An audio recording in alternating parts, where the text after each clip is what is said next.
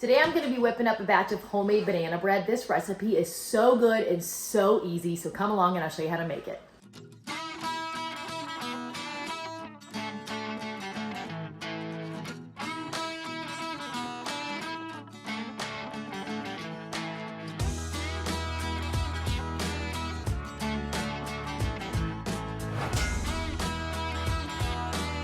This is your list of ingredients if you want to screenshot this, or I'll put it in the description below. And I am well aware of the fact that this is very dirty. We have used it a lot.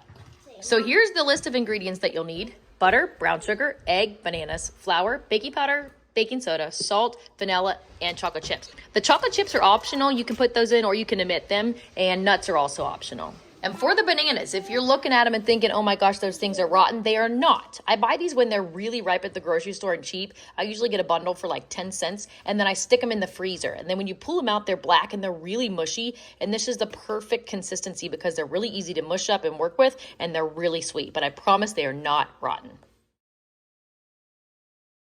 Melt your stick of butter. Then you're gonna just throw in all your other ingredients and mix it up really well.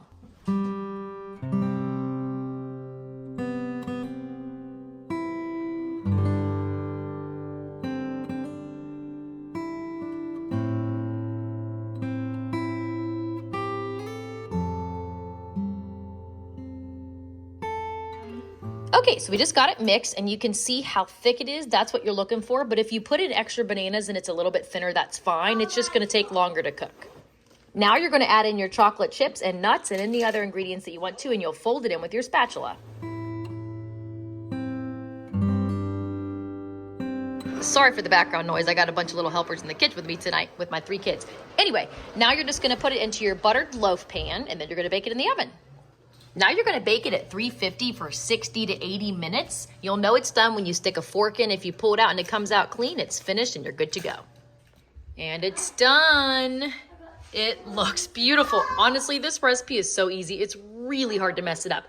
Make sure you let it cool for at least 30 minutes before you slice it if you want it to slice really easily and come out in perfect slices.